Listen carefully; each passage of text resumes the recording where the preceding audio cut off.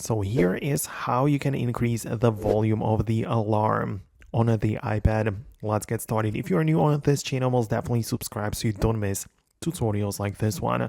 Well, you might be just trying to change it with the volume slider in the control center, but this is for the content volume, like for the music or videos or whatever.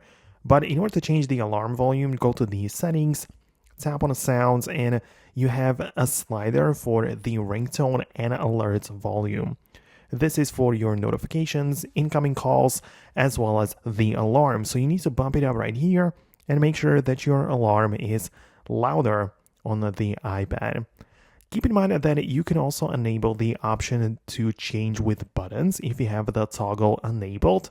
Then anytime you happen to be on the home screen, you can use the physical buttons on the side of your iPad to adjust the volume of your ringer, right? So you don't adjust the volume of the content, but instead the volume of your alarm, ringtone, and all of these things, right? So if you want to change it up a lot or often, in that case, I would recommend you to keep it turned on the change with buttons option so you can quickly change it anytime you want. But other than that, that's everything pretty much that I wanted to share with you in this video.